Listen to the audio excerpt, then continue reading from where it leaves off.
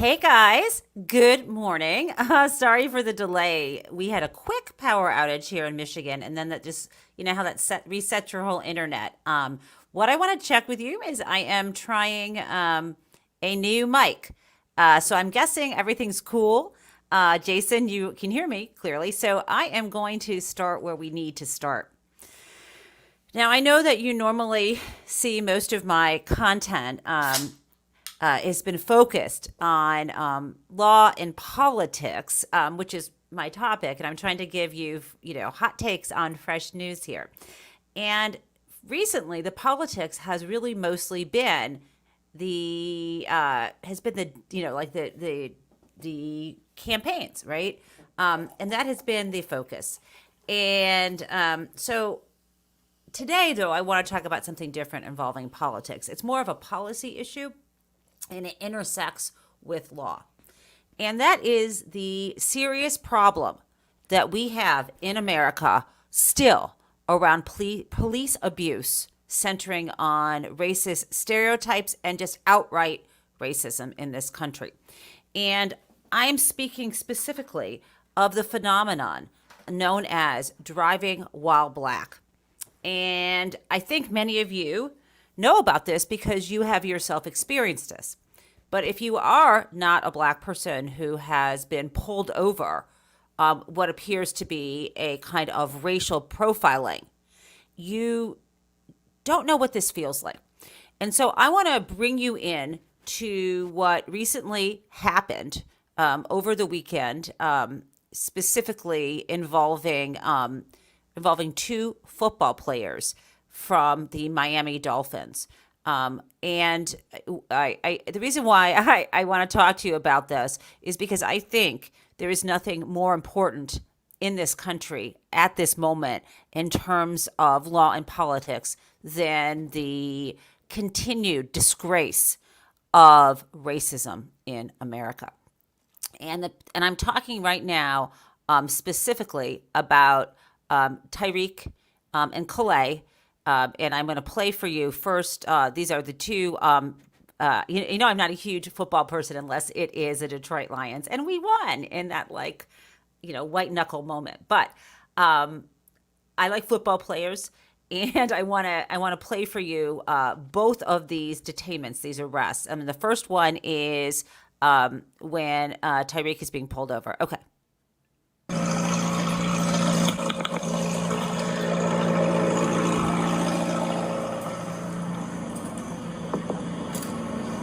Knock on my window like that, man. Don't knock on Why don't you have your seatbelt on? Don't knock on my window. Why don't you have your seatbelt Don't knock on my window like that, no. Like what? Don't knock on my window like that. Why you have it up? Don't knock on my window like that. Why you have it up? I have to knock to let you know I'm here. That way you can lower it and talk to Just you. get my ticket, bro, so I can go. I'm finna be late, gang. Do what you gotta do. Keep it down. Hey! Keep your window down.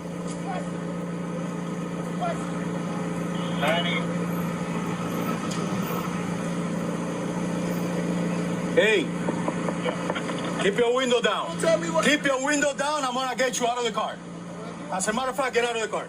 Give me that. Get out of the car. Give me that. We'll break that freaking window. Get out of the car. I'm finna get out. Get out of the car right now. We're not playing this game. Get out. Get out. I want to pause for a second to give you the context. So again, this is Tyreek Hill. He's on his way to a game. He is an NFL football player, in case you don't know that. And he playing a game, and I think they were playing the Jacksonville Jaguars, and they actually won. But I want you to think about something for a moment up until this point. He's been pulled over, and I don't think he was speeding. I think they said he wasn't wearing his seatbelt. I don't know why he was pulled over, but then the guy bangs on his window. And, you may say, why didn't he just roll it down and not argue with him? Well, you know what? And we'll talk about this in a moment after this, but think about your own life experiences. And when you've had enough of the same damn thing happening over again, plus, this is an NFL professional football player. You don't get to be a football player without being someone who their whole life has been about football. You don't show up late for games. He's on his way to the game. He's totally on that mindset. You get pulled over by the police, you're thinking, oh my God, this is going to slow me down. Okay, so already he's in that mode. Okay, so let's watch. This police officer is getting unnecessarily aggressive. Get out! Get out! Get out! Get out! Get out! Damn! What part of blood are you doing this time? Hey, Drew, I'm getting arrested, Drew. I'm getting arrested. I'm getting arrested, Drew. I'm getting out, bro. God damn, twin.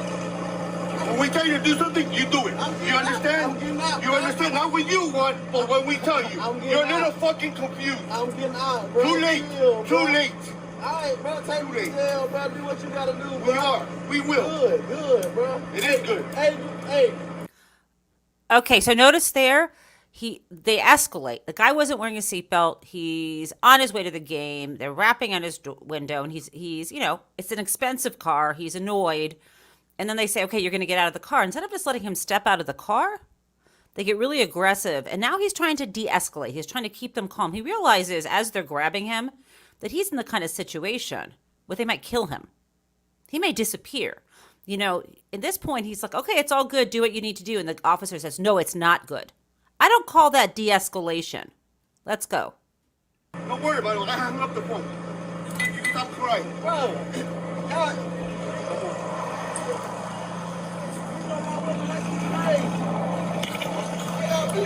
I'm going to pause because I saw Cindy's comment. She's right. It's not just driving while black. It's driving a good ride they think you can't afford while black. They didn't pull him over because he wasn't wearing his seatbelt. They couldn't even see through the windows. They pulled him over because he was in that gorgeous, expensive car. And they want to pull him over. Maybe they can see he's a black guy in a big, expensive car. And they're thinking, I'm going to pull him over. It's suspicious. Black guys shouldn't have money. I mean, this is ridiculous. Thank God we have body cams. I ain't do nothing, twin. Hey, hold on, pull to the side, yo, Okay. So that is Tyreek Hill. And I'm sorry, there's some people who said, and I probably should have said at the beginning of the show, I'm about to show you something traumatic, and this might be a moment where you either, opt out, don't continue watching, or turn off the volume or step away. I apologize, and I really should have done this. This is very triggering. And it's real, though, because, the one thing I will say is we need to watch this because this is happening. And if it's making you uncomfortable, that is probably because it shouldn't be happening. Imagine if you were in this situation yourself. Now, we have his friend who is right near him, who is, in his car because they're going, to the stadium, sort of one following the other. And he pulls over and he gets out. And this is Calais, gets out to see what's going on. And not surprisingly, you're not allowed to, in America, observing a friend who is being arrested, regardless of your race, is now an offense for which you can also be taken into custody. So look. Hey.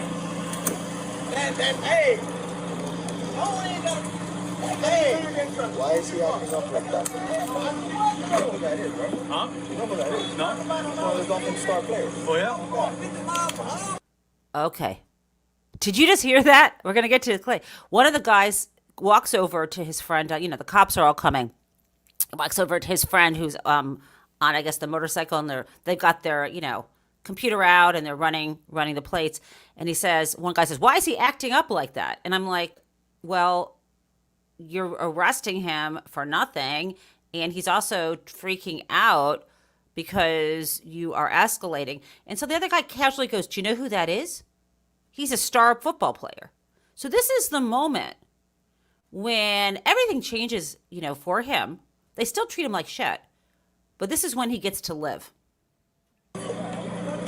Because I know they have these body cams, but body cam footage disappears. And they also say, anyway, let's watch this. Hey, right where the start on 2024, right? Huh?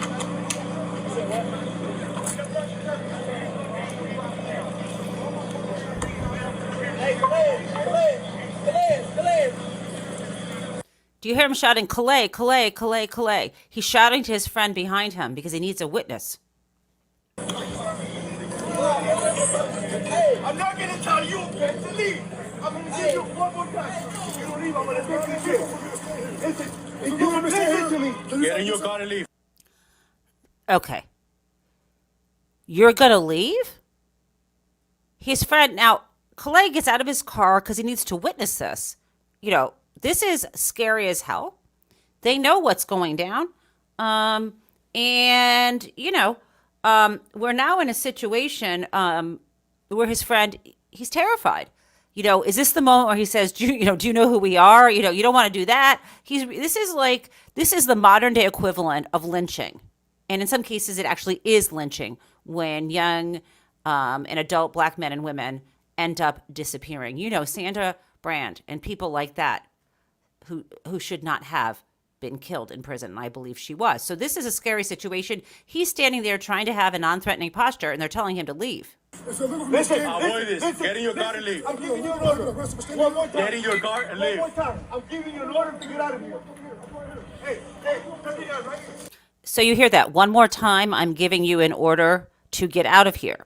And so I think that you're probably realizing that, you know, you're supposed to follow a lawful police order, but I'm not sure why that order is lawful. So Calais Campbell is standing there trying to figure out what to do because his friend could be killed. I told you, leave. Nope, too late. Nope, too late. I told you. Multiple times. I'll move the car. I got you. Move the car, sir, please. So now they cuff him. They cuff him. This is outrageous. Please move the car. The car has to hang out for a minute now. He's under arrest.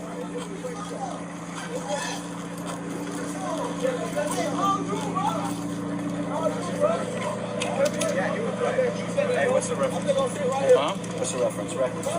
Yeah, careless, because he was speeding too fast.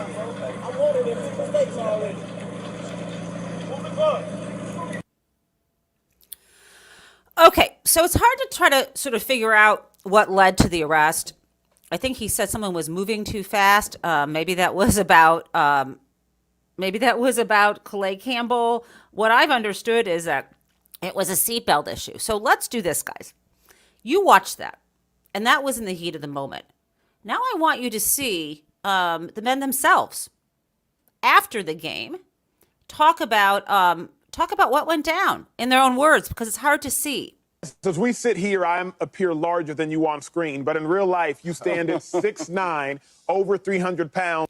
So I think you know Tyreek Hill is the guy talking in the yellow shirt, and Calais Campbell is appearing on the right. I'm going to start it over because I don't want to interrupt. I'm going to play this straight through. Okay, so I want to remove that from the stage. Okay, so there's a lot going on here, right? Think about this, right? He knows he's not in danger, but this is a story, and I'm sure you know about the story. And I'm hearing. I would. Oops, sorry, I'm not talking into my mic. So you know the story that like he said, being a big black dude, he knows that he's got to walk through the world thinking through the eyes of people who would think that he was a threat. And although he didn't fear for his safety, he had to be careful that they didn't think he was a threat, so they would use force against him. Okay, this is a really difficult needle to thread. And people in the chat, Vidalian Green was responding to someone saying, I agree as a black woman, and you were responding to Michael, so I've got to scroll up. Oh, good. Michael says, as a black person, it's much easier to be apprehensive with all cops instead of trying to figure out if a cop is a good one or not. And that's difficult, right? And so I want to use, before I pivot to the analogies I'm going to make here, and then give you some happy news, I guess, and then get to Crazy Town. I want to use this opportunity now to do my Ask You Anything. And I want to invite people in the chat, especially people who have been close to situations like this, if they choose to tell me what your reaction is to this, and or what are the next steps? What can we do to make this stop? And what do you think would have happened if Tyreek Hill hadn't been a pro football player? Okay. I've got someone saying in the chat, Thomas said, as a white guy, cops terrify me, so I can only imagine how bad it is for a person of color. And by the way, I just want to be clear. I'm not saying ACAB. I'm not saying all cops are bad. That is not what I'm saying, right? People want police for safety. People want law enforcement, not just for physical safety, but, you want the FBI to stop people who are committing fraud and so on. You also, I think, we know the Capitol Police officers were important to be there. I mean, that's not what this is about. This is about the fact that this happens over and over again. It's about systemic racism in the society as well as in police forces. Okay, so I'm seeing someone saying, I got pulled over. This is Lisa. When I was younger for my plate, saying it was a stolen car, but it came from my brother, and they kicked my door shut and arrested me. What else am I seeing? I'm also seeing folks say, if you're black, you might as well not show up on the street unless you want to draw the heat. And that's from a song by Bob Dylan called Hurricane. I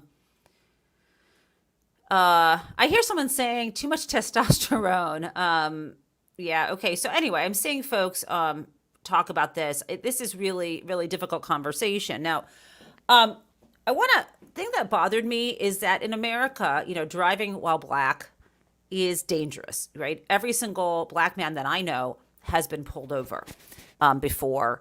And I didn't know this until I went to law school. I remember when I was in, I think it was a contrast class, and my law professor at the time, Randall Kennedy, said to us that it had just happened to him, like on his way to campus. Just pulled over, treated badly. Nothing was wrong. No taillight was out. There was no offense at all. So one solution people have talked about, and I think this makes a lot of sense, is that traffic police shouldn't be used, I think, in situations like, pulling people over with guns drawn when it's a question of a taillight out or some other infraction, right? Just like right now, you can drive down a highway and there are no toll booths and they just find your license plate and fine you, send you a ticket. If there's an issue and the police can see that there's a concern, like your seatbelt's on or the taillight's out, they can see the plate. What they could do, if they need to make a stop to see the plate, they could do it, take a photo, and send you a damn ticket. There is no need to ever ask anyone to get out of a car at all. I mean, the reason why they do that is I think traffic stops are used as a pretext for searching for drugs and other things like that. Okay, enough. Because I think if you have probable cause that someone is carrying narcotics, it's a very different story than if you're just pulling someone over in an expensive car, hoping to find out that they didn't deserve to drive that car. I think we need to stop. If I were in charge, I would try to impose something, and I don't know the legality of interfering with the state's police powers, but at the federal level, I might try to pull funding. I might try to do something to end these unnecessary traffic stops that result in black women and men being killed, and others as well. It's ridiculous. Send them a damn ticket. Now, if someone's speeding and creating a danger on the road, again, get them to pull over. You don't have to open their car door. You can just send them a ticket, tell them to slow down, and that's it. Why do you need to threaten someone and remove them from their physical property? Enough. That's what I say. That is my solution, okay? So if they make me queen for a day, that's what I would do. Now, here's what pisses me off even more. If you haven't noticed that this makes me flipping angry, is that you are a professional football player. You are at the height of your career. You are driving to the stadium on game day to get dressed, to warm up, to get your brain psyched up for the game. You have your whole damn life done it right? I'm sure there were mistakes along the way, and no one's perfect. But to become a pro football player, that means that when you were a kid, the thing you loved to do, sports, is still the thing you're doing. To make it to that level, think about the discipline, right? And you're doing what Donald Trump might say is your black job. And there you are going to your damn game and you are pulled over. Okay. What about, let's compare and contrast. What is it like to be white, not driving while white? We just saw driving while black. What is it like to be running for president while white? And having been found guilty on 34 felony counts, being white and adjudicated rapist, being white and adjudicated fraudster, being white and being indicted by the federal government for interfering in an election, including helping create a violent insurrection while white. What is it like to be threatening blood, to threatening violence against immigrants, to violate the law? What is it like to be like that when you are white? I mean, I don't tell these stories, but you don't have to be a historian in the future looking back. You can be a person right now in America and ask yourself, how is it possible that this man can go about his life like this and he is still so popular? It's still close. Even in 2020, this is who he was. He had not been indicted yet, but he lost the popular vote, of course. But Joe Biden only won in 2020 by 50,000 votes across the battleground states. How is this election so close? And the answer to the question is the same answer to why driving while black is a crime in America. Donald Trump plays into white racism. And not just white racism, I would say plays into all kinds of systems of the fear of, replacement and domination by a certain kind of man over women and over all people of color. He is lifting up and representing an antiquated hierarchy that is unacceptable. And I write about this, not to push my own book, but in my book, Big Dirty Money, which is about white collar crime, it draws these contrasts. And so again, Donald Trump has never been put in handcuffs. He's never been roughed up. And think about what he has done in his life. I'm not suggesting that he be, but this guy who is driving while black is pulled out of his car. This other friend who's just there to observe him is put in cuffs. There were people who left the Capitol and no one put them into custody. Not only that, Donald Trump is saying he's going to issue a blanket pardon against the violent people who were crushing cops between doors and hitting them over the head and spraying bear spray at the insurrection. That's what he represents. Ask yourself why people want to vote for him. Ask yourself why they're choosing that. And if they tell you it's the economy, that's bullshit. I told you before, and and you can tell them and they will not listen to you, that even Goldman Sachs says Kamala Harris is better for the economy. Major business leaders are voting for her. Ask yourself. And I think we need to make this clear. We will never, the people who are outright diehard, totally, racist people and hate women are going to vote for Donald Trump. But there are a lot of people who have not heard what I'm saying. And we have to be clear with them. This is what it's about. They are turning the other way because maybe they're married to people like this or their whole family is filled with Trumpers. But I am not pulling any punches between now and November. So thank you for listening to that. And again, it's a disgrace what happened to Tyreek and Calais.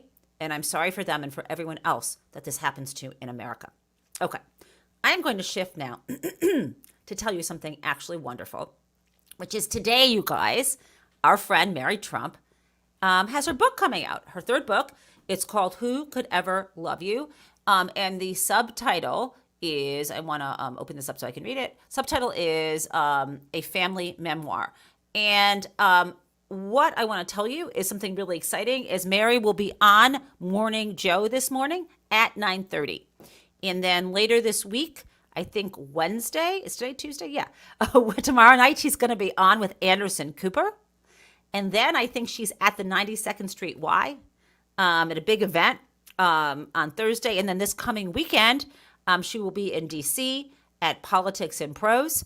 And I just found out, I'm very excited. The plan is that I am going to be the moderator of that event in D.C. I think a lot of these things are sold out, but maybe not all of them. Then the book tour takes her on to Cleveland or near Cleveland, Ohio.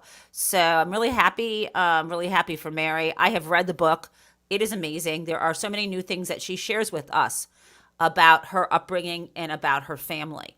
I could not recommend this book more highly. There's stories she tells that are very raw and very painful about her childhood. And I just want to add, often people say to Mary, well, how did you turn out so normal compared to your family? You know, her father died when she was young, when she was a teenager. And then she, is part of, Donald Trump is her uncle, and she has these little psychotic grandparents. Those are my words.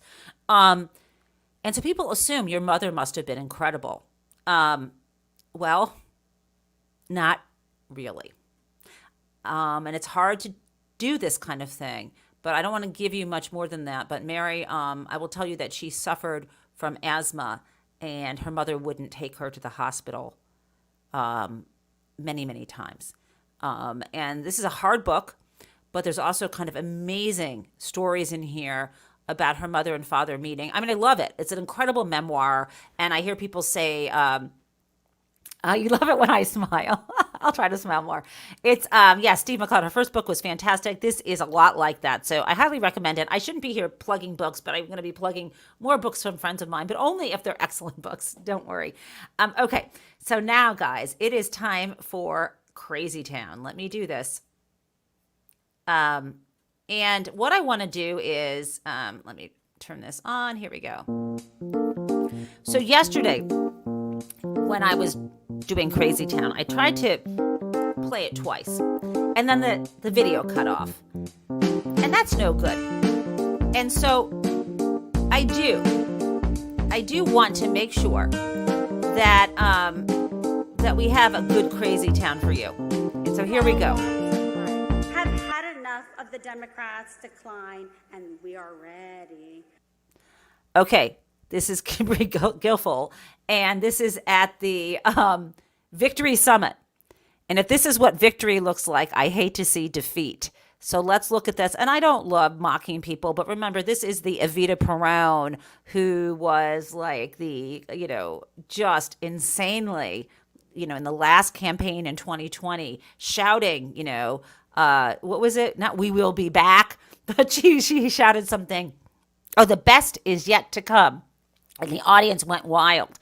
And so imagine this. And if this audience that you hear, this audience who can barely applaud, barely clap, if this is a proxy for what's going to happen in the voting booth, bring it on. Okay, I'm going to play it again.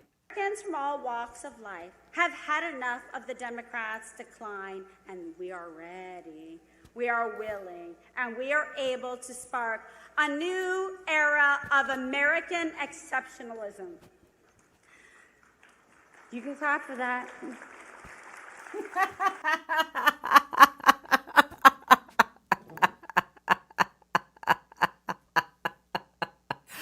Okay, guys, ending on a high note. Thanks for joining me, and the nerds will see you at noon. Oh, remember, before that, 9:30, Mary is on Morning Joe, and I will see you again tomorrow morning, bright and early. Have a great day.